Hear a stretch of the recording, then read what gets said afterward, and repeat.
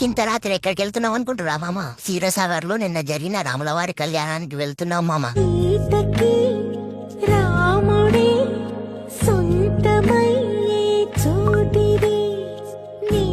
ఈ కళ్యాణానికైతే మన మంత్రి వివేక్ వెంకటస్వామి అలాగే మన నల్లగొండ గద్దెరొచ్చారు మామ.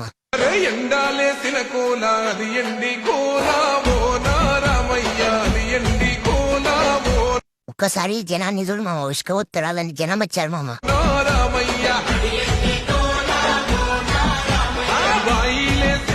మన గద్దరన్న వాడిన పాటనైతే వినండి మామ.